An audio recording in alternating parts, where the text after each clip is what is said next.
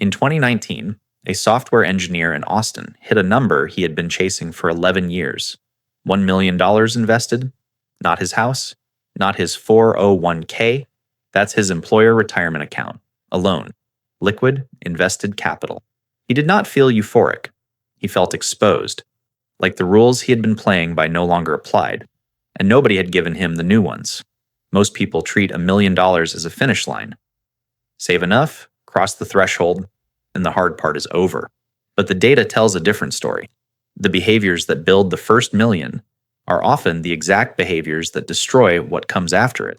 So what actually changes when you cross that number? That question is at the center of this video, because something structural shifts at $1 million invested, mathematically, psychologically, and legally. And most people have no idea it's coming. If you don't understand the shift before you hit it, you will feel it after, usually in the worst possible way. My name is Alex, and if you have ever wondered why crossing a major financial milestone still leaves you feeling uncertain about what to do next, stay with this, because the milestone is not the destination. It is the starting line of a completely different game, and I'm going to show you exactly what changes in the math and exactly what changes in your head. Once you understand the mechanics behind escape velocity, you will stop asking how to get there and start building for what comes after. The place to start is the number itself, $70,000. That is the number most people never think to calculate, and it changes everything once you do. Here is what that number actually is. $1 million sitting in a broad market index fund, earning the historical inflation-adjusted average return of 7%, generates $70,000 a year. Passively. No commute. No performance review. No alarm clock. The money simply compounds while you sleep, while you eat breakfast, while you do anything else entirely. Now compare that to what the average American household actually spends. According to the Bureau of Labor Statistics, median annual household expenditure currently sits at roughly $67,000 to $77,000. That range lands almost exactly where $1 million at 7% takes you. What that means, practically speaking, is that $1 million invested is not just a large number on a screen. It is the approximate cost of running a human life for a year, generated without anyone working for it. That is the threshold. That is why this number is different from every number below it. But here is what most people miss. They assume the journey to $1 million is just a longer version of the journey to $500,000, that having more money is simply a matter of degree. It is not. Wealth does not scale linearly. It scales exponentially. And the difference between those two things is not just mathematical. It is felt in your daily life in ways that are genuinely hard to explain until you see the actual numbers laid out. So let's run them. At $10,000 invested, a 7% return gives you $700 a year. That is a welcome surprise. Maybe a long weekend trip or a few months of a streaming subscription. Nice, but you are still entirely dependent on your paycheck. Nothing about your life has changed. At $100,000, that same 7% return produces $7,000 a year. That is real money. It covers a car payment, a chunk of a credit card balance, maybe a family vacation. You start to feel the concept working, but you are still grinding. The portfolio is a supplement, not a foundation.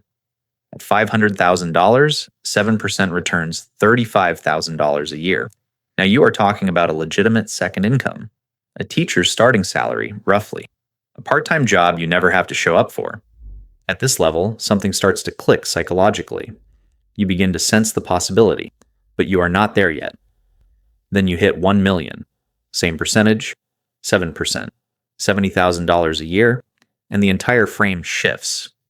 Think about what $70,000 a year actually means. It means the portfolio is no longer helping you live. It is funding your life on its own. The paycheck is no longer load-bearing. For the first time, the connection between your daily labor and your financial survival is genuinely optional. Not in a motivational poster sense, but in a literal mathematical sense. This is what the rocket metaphor is actually about. Below $1 million, you are burning enormous amounts of fuel just to fight gravity. Every dollar saved, every contribution made, every year you stay invested. All of it is thrust against the constant drag of expenses, inflation, and time. Progress is real, but it is earned through effort. The curve is still relatively flat, but at $1 million, the curve bends. Compound interest stops feeling like a concept and starts behaving like a force. A 31-year-old marketing director named Daniel watched this happen in real time. He had been investing for 9 years. His first 100,000 took 6 years to build. His second 100,000 took 2. By the time he crossed 700,000, his portfolio was adding more in a single month than he had managed to save manually in his first 2 years of investing. Same percentage return the entire time. Just a larger base doing the work. That acceleration is not a reward for working harder. It is what happens when capital reaches a scale where compounding becomes the dominant force in your financial life. Not your income, not your savings rate, the math. And the math is only half of what changes at this number. Because once the portfolio starts producing at this level, the person managing it has to become someone different, which is exactly where the psychological metamorphosis begins. Most people spend years becoming excellent at something that immediately stops working the moment they succeed at it. That is not a riddle. That is what happens when $1 million is invested. Think about what it actually takes to build to that number. You track every dollar. You automate contributions before you can spend the money. You increase your savings rate every time your income goes up. You stay invested through downturns because you have read enough to know that selling locks in the loss. You watch the number grow, slowly, then faster, and every good habit you built along the way gets reinforced. The behaviors work. The discipline compounds alongside the money. And then you cross the threshold, and the game changes in a way nobody warned you about. Because the skills that got you here are not the skills that keep you here. Accumulation and preservation are not the same discipline. They look similar from the outside. Both involve being thoughtful about money. Both involve not doing stupid things. But the underlying logic is completely different. And if you do not recognize the shift, you will keep playing offense when the moment calls for defense. And that mistake, at this scale, is not cheap. Here's the simplest way to understand it. When you are building toward $1 million, your most important variable is your savings rate. How much do you earn? How much do you keep? How aggressively you invest? You are in accumulation mode. Risk is your friend, within reason, because time is on your side and the upside of staying invested outweighs the short-term pain of volatility. You are playing to grow. Once you cross $1 million, the most important variable flips. It is no longer how much you can add. It is how much you can protect. A 30% market drop on a portfolio of $100,000 sets you back $30,000. Painful. Recoverable. You increase contributions, stay the course, and time repairs it. A 30% drop on $1 million portfolio is $300,000 gone. That is 4 years of median household expenditure, evaporated, in weeks, sometimes days. The recovery math still works in theory, but the emotional experience of watching it happen is categorically different, and emotions at this scale become a serious financial risk. This is where the mindset has to evolve. Not because the old mindset was wrong, it was exactly right for the phase it served, but because the phase has ended. A portfolio manager named Rachel spent 8 years in aggressive accumulation mode. She maxed her accounts, took on calculated risk, stayed fully invested through 2 significant corrections, and crossed $1 million in her late 30s. Smart, disciplined, completely prepared for the climb. Then the market dropped 14% in a single month, and she found herself doing something she had never done before, opening her brokerage app at 2 a.m, not to rebalance, just to watch. That vigilance, that hyper-awareness had been an asset during accumulation. It kept her sharp. It kept her saving. At $1 million, it became a liability. Because the move that feels right in that moment, reducing exposure, shifting to cash, waiting for things to settle, is almost always the wrong one. And at this scale, acting on that feeling costs real money. The shift from saver to capital owner is not just psychological, it is strategic. Preservation mode thinking means building systems that remove you from the equation, a written rebalancing plan you follow regardless of how you feel, asset allocations you set in advance and do not touch during volatility, a clear decision framework that exists precisely because you knew, before the turbulence hit, that your instincts would lie to you. The investors who navigate this transition well are not the ones with the strongest nerves. They are the ones who anticipated the shift and built a structure around it before they needed it. Which brings up an uncomfortable truth about this milestone.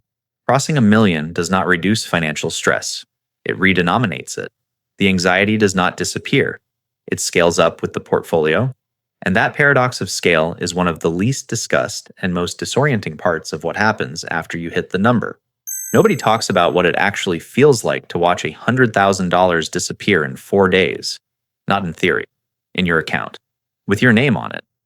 That is not a hypothetical. That is a standard 10% market correction on $1 million portfolio. And it happens, on average, according to historical market data, roughly once every 16 months. You do not have to do anything wrong. You do not have to make a bad bet or pick the wrong stock. You just have to have reached the number, and the market does what markets do, and suddenly your screen is showing a loss larger than most people's annual salary before lunch. This is the paradox of scale, and it is one of the most disorienting things about crossing this threshold that almost nobody prepares for. Below $1 million, volatility is uncomfortable but manageable. A 10% drop on a $50,000 portfolio is $5,000. That stings, but it fits inside a frame your brain can process. You have probably lost $5,000 before on something. A bad car purchase, a home repair that spiraled. It is a recognizable amount of pain. You stay the course because the loss feels survivable. At $1 million, the same percentage produces $100,000 in losses, and $100,000 does not fit inside the same emotional frame. For most people, that is more than a year of take-home pay. It is the cost of a full kitchen renovation. It is the down payment on a house. Your brain does not experience that number the way it experiences 5,000. It experiences it the way it experiences a crisis. This is where Daniel Kahneman's research becomes directly relevant to your financial life. Kahneman, the Nobel laureate in behavioral economics, demonstrated something that sounds simple, but has enormous consequences. We feel the pain of losing money roughly twice as intensely as we feel the pleasure of gaining the same amount. Losing $100 hurts approximately twice as much as gaining $100 feels good. This is loss aversion, and it is not a personality flaw. It is a deeply wired human response that evolved for a world where losses were genuinely life-threatening. The problem is that this ancient wiring is catastrophically poorly suited to managing a 7-figure investment portfolio during a market downturn. Consider what actually happens in the brain during a significant drop. The rational part of you knows the market recovers. You have seen the data. You understand that selling locks in a loss and eliminates the recovery. But the older, faster part of your brain sees the number shrinking and registers it as danger. It wants action. It wants the bleeding to stop. And the action it pushes you toward, moving to cash, reducing exposure, waiting on the sidelines until things feel safer, is precisely the move that converts a temporary paper loss into a permanent real one. A financial planner named Marcus has worked with high net worth clients for over a decade. He puts it this way: below $1 million, his job is straightforward. Help people build the discipline to stay invested and keep adding. Above $1 million, the job description changes entirely. The main threat is no longer market risk. It is the client themselves. The hypervigilance that built the portfolio becomes the thing most likely to unravel it. He has watched otherwise rational, highly educated people panic sell at the exact bottom of a correction, not because they did not know better intellectually, but because the dollar figures on the screen had grown large enough to override everything they knew. The cruel irony is this: the habits that made you a successful accumulator, the constant monitoring, the emotional investment in every fluctuation, the obsessive attention to the number, are the exact habits that become dangerous once the number gets large enough. The vigilance that served you on the way up becomes a liability at the top. And yet most people arrive at $1 million with those habits fully intact, and no system in place to override them when it matters most. What makes this even more complex is that at $1 million, you're not just dealing with a bigger portfolio. You're dealing with a financial system that has quietly reclassified you and opened a legal door most people do not even know exists. That hidden financial system is where things get genuinely interesting. There is a door in the American financial system that most people do not know exists, and the lock on it is set to exactly $1 million. This is not a metaphor. It is a legal classification written into federal securities law. The moment your net worth crosses $1 million in invested assets, or your annual income exceeds $200,000, the Securities and Exchange Commission reclassifies you. You become what is legally known as an accredited investor. The rule traces back to Regulation D, established in 1982, and the logic behind it was straightforward at the time. Certain investment structures are complex enough and risky enough that the government decided ordinary investors should not have access to them. So they drew a line. Below the line, you get the standard menu. Above it, the menu changes entirely. Most people have no idea this reclassification happens. You do not receive a letter. Nobody calls to congratulate you. The door just quietly unlocks. And if you do not know to look for it, you will walk right past it. So what is actually behind it? The first thing is access to private equity and private credit markets. These are investment structures that do not trade on public exchanges. They are not available through your standard brokerage account. Historically, they have produced returns that outpace public markets over long time horizons, though they come with meaningful trade-offs, including illiquidity and higher fees, which we will get to.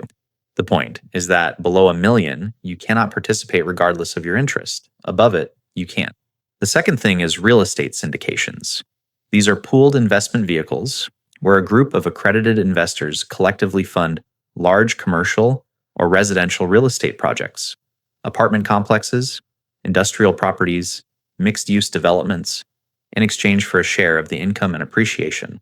Returns vary widely, but the structure gives individual investors access to institutional-scale real estate deals that would otherwise require tens of millions of dollars to enter alone. Then there is the tax architecture. This is where the compounding effect of crossing the threshold becomes genuinely significant in ways that are easy to underestimate. Tax loss harvesting is available to anyone in theory, but at $1 million in invested assets, it becomes mathematically worth doing with real precision. The strategy involves selling positions that are temporarily down to realize a loss on paper, then immediately reinvesting in a similar asset to maintain your market exposure.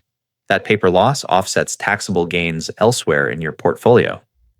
Done properly, currently this saves a disciplined investor somewhere between $6,000 and $9,000 a year in taxes, not through any complicated scheme, just through timing and structure.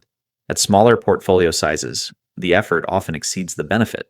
At $1 million, the math tips decisively in your favor. Asset location is the other piece. This is the practice of placing your most tax-inefficient assets, high-yield bonds, REITs, actively managed funds with high turnover, inside tax-advantaged accounts like your 401k or IRA, while keeping your tax-efficient assets, like broad index funds, in your taxable accounts. At smaller portfolio sizes, the differences are modest. At $1 million and above, optimizing asset location can meaningfully accelerate compounding over a decade or more, simply by reducing the drag of unnecessary tax exposure. There are also service-level changes that tend to go unnoticed.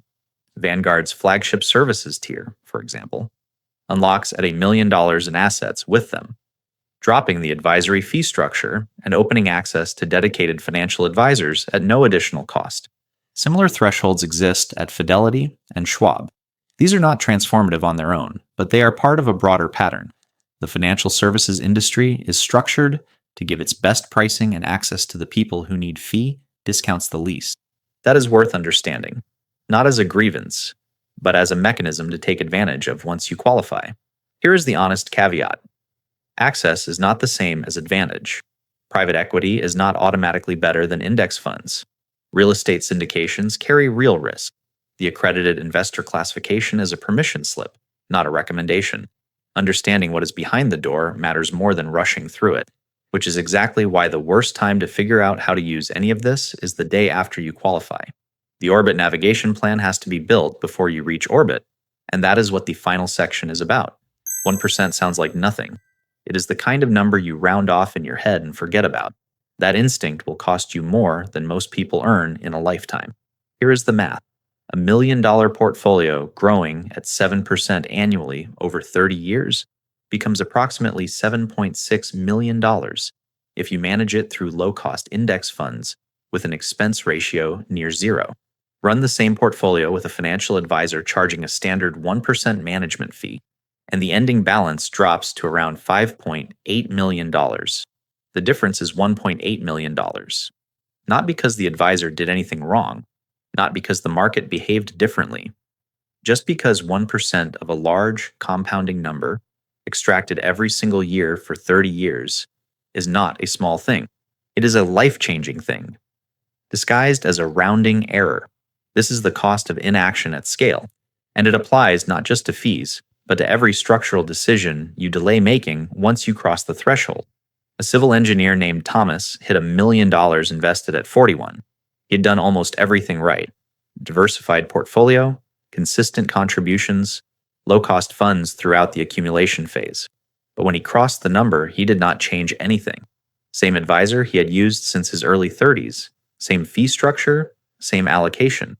He assumed that what had worked on the way up would continue working at the top. It was a reasonable assumption. It was also an expensive one. Over the following decade, the combination of advisory fees, suboptimal asset location, and a panic-driven rebalancing decision during a market correction cost him an estimated $400,000 in foregone compounding. Not lost in a bad investment, just quietly left on the table through structural inertia. The lesson is not that advisors are bad or that the accumulation phase strategies were wrong. The lesson is that crossing $1 million requires a deliberate transition, a moment where you stop running the old playbook and build a new one. That transition does not happen automatically. You have to architect it. So here is what that actually looks like in practice. The first step is auditing your tax location. Look at where your assets are sitting and ask whether each one is in the right type of account.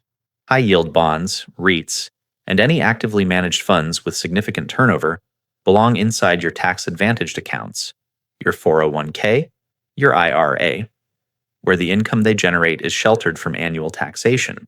Broad market index funds, which generate minimal taxable events, are better suited for your taxable brokerage account. This is not a dramatic restructuring. It is a structural optimization that, at $1 million and above, adds up to real money over time. The second step is learning the accredited investor landscape before you need it, not acting on it immediately. Learning it. Understand what private equity actually involves. Multi-year lockup periods, limited liquidity, and fee structures that can erode returns significantly if you are not paying attention. Understand what real estate syndications require in terms of minimum investment, time horizon, and risk tolerance. The goal is not to rush through the door the day it opens. The goal is to already know what is on the other side so you can make a deliberate decision rather than an impulsive one. The third step is the most important one, and the most consistently skipped.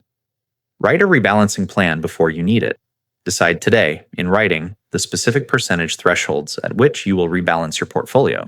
If equities drift above 65% of your allocation, you rebalance.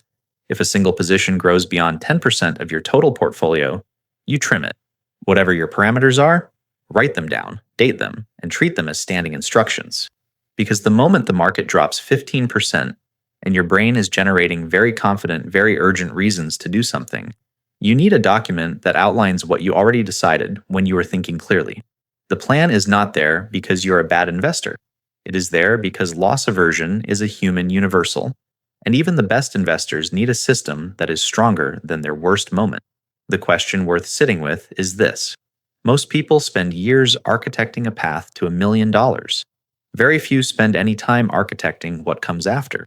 But the decisions made in the first 12 months past that threshold, the fee structures locked in, the habits carried forward, the rebalancing rules written or not written, compound just as relentlessly as the portfolio itself. Getting there is one game. Staying there and growing from there is another one entirely. And if the math behind all of this is starting to clarify something about how wealth actually works at scale, the conclusion is where that clarity lands. Here is what this all comes down to. $1 million invested does not end the game. It changes the game entirely. The math, the psychology, the legal structure, and the cost of every decision you make from that point forward. A few things worth holding on to. Compounding is not linear. The same percentage return produces a fundamentally different reality at different scales. The habits that build wealth and the habits that protect it are not the same habits. Loss aversion is not a weakness. It is a wiring problem that requires a structural solution, not willpower. And the financial system does not treat everyone equally. It reserves its best tools for the people who have already crossed the line. Look at your own portfolio right now. What percentage are you paying in fees annually? Where are your most tax-inefficient assets sitting? Do you have a written rebalancing plan? Or are you trusting that you will make the right call under pressure? There is a related question that this video did not fully answer. If $1 million changes the rules this dramatically, what happens at $5 million? The dynamics shift again, and the gap between those two numbers is where most people lose the most ground. If that interests you, the next video is already there.